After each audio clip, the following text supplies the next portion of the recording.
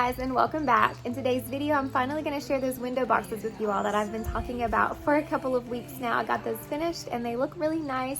I'm excited to watch them grow and fill in. I'm also going to share some of the plant choices that I've settled on to go around the front of our porch area. It is raining now. It started raining yesterday afternoon, so it kind of I wasn't able to get anything completed, but I will share my progress with you all anyway. During the video, we had a little incident with some cows getting out, so I thought that was kind of funny. I thought I'd include that too, just for fun.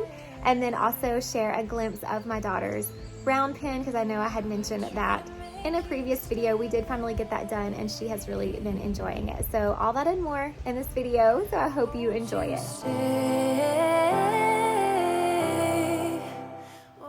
As I've mentioned before, spring is a really busy time of year for us. We are still in the middle of hay season, getting lots of hay and straw put up. We have had so much fun with it this year because our kids are big enough to be more involved, and so it's definitely become a family thing, and we've really enjoyed it. We also finished the round pen for my daughter's horse, and as you can see here, she is really enjoying that too. So it's just been a really productive spring for sure.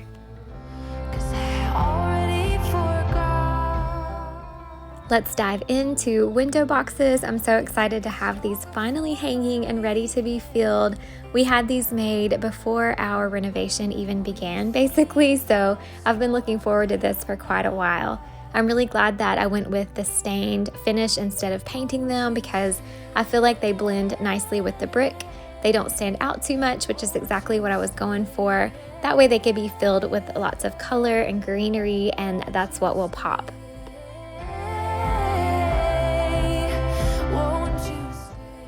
There were already drainage holes made in the bottom of the planter, which was really nice, and it was nice not to have to kind of do that step. I went ahead and just cut a couple of holes in the plastic lining so that the water could easily drain as it needed to, and then I went ahead and filled each planter box with some really good, rich potting soil.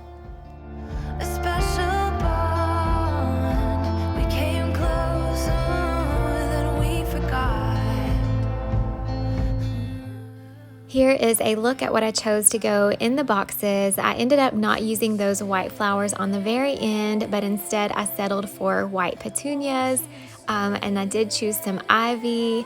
The pink flowers there, I cannot remember the name. I've misplaced the tag. And then the little spiky purple flowers, I can't remember the name of those either. I do have the tags on those though, and I will include that information in my description box. Won't you stay?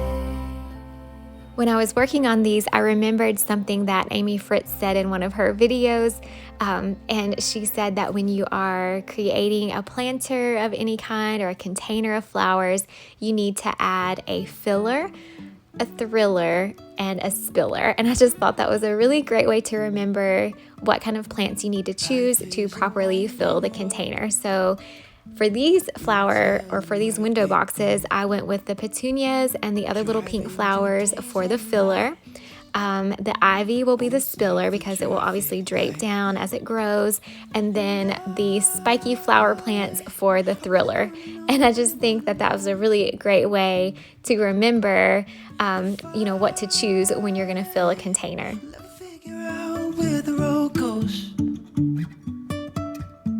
Even if I'm falling down, I will keep on searching for my highs.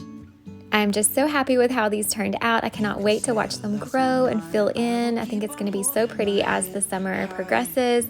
I will be sure to leave a link to the Instagram page where we had these made, and also the planter boxes made on our porch. They all coordinate together, and it was a really just fun experience to get to kind of design and plan what I wanted to do and then see it come to life. So I will include that information in my description box below if you're interested in something like this for your own home. Trusting our wings to fly. Now moving on to the next project. At first glance, this doesn't look like anything too major, but let me just explain what it took to get to this point.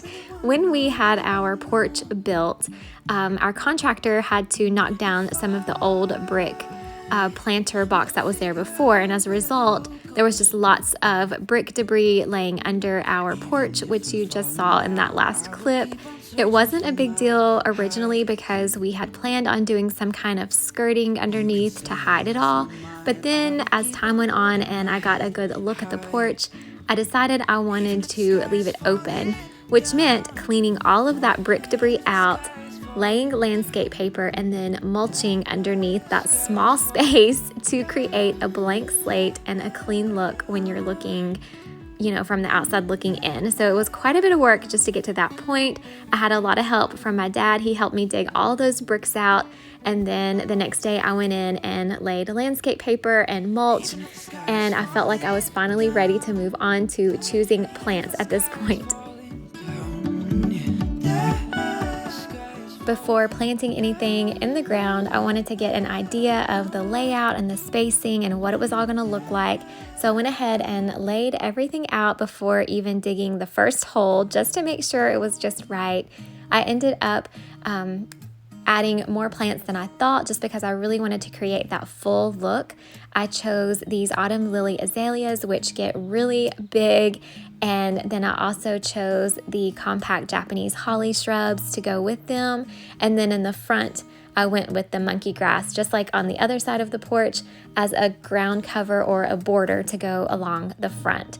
And I think once this all grows and fills in, it will all look really nicely together.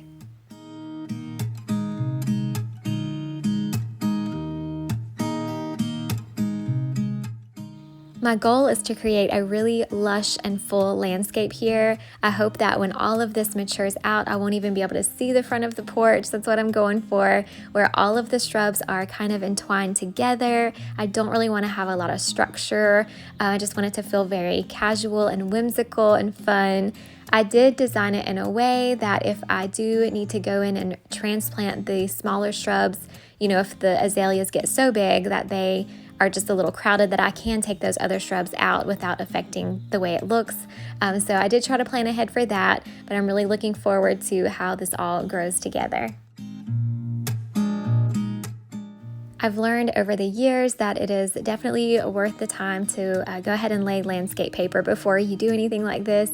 It saves you a ton of time when it comes time to weed your flower beds, as this does block most of the weeds. Occasionally one will pop through, but nothing like if you didn't have it at all.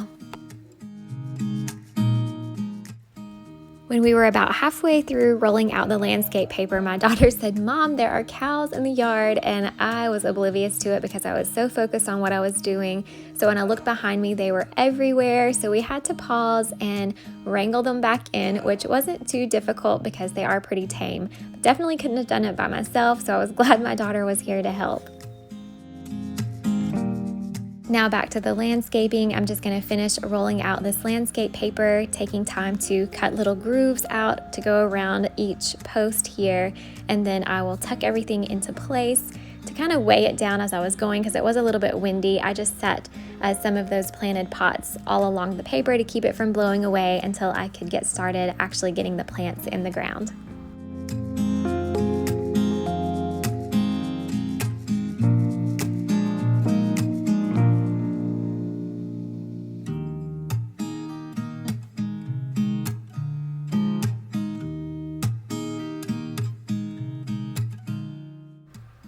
Now this part is a little bit aggravating just because it takes a little extra time and the paper tends to get in the way, but like I said, it is definitely worth it when it comes time to do the weeding. I'm always grateful that I did this, but basically I just cut out an X, and then that creates 4 small little flaps.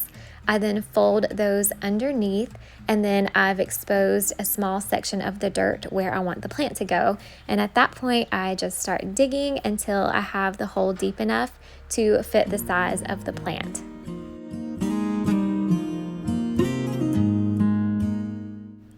The ground is still a bit hard here, so it wasn't the easiest thing I've ever done, but it was definitely a lot easier than when I was digging up all the sod around here in the first place. So I felt like this project was a bit easier than that for sure.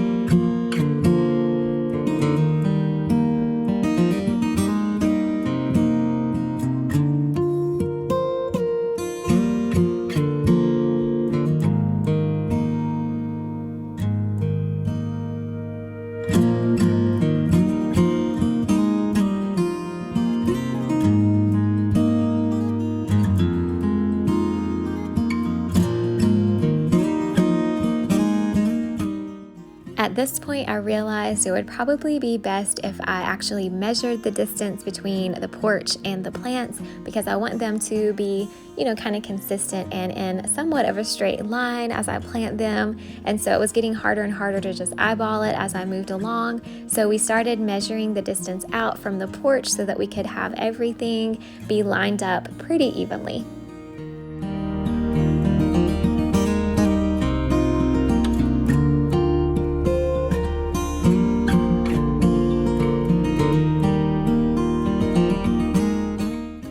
As I mentioned before, I did design this in a way that if I do need to go in and remove those smaller shrubs later on, I can, because like I said, those azaleas get really large, which is what I'm so excited about. And I think once they start to grow and mature, they will all kind of fill in and run in with each other. So that's what I'm going for. But like I said, I did allow some wiggle room there so I can remove those smaller shrubs if I find that I need to. I have officially been rained out of this project, so unfortunately I wasn't able to complete it for this week's video, but I do have plans to knock this out once the weather straightens up, and hopefully by next week when you come back, I will be able to share more of an end result with you all. But I love the direction we're going here. I think it's all going to fill in nicely as the years go on, and I'm excited to continue to share our progress with you all.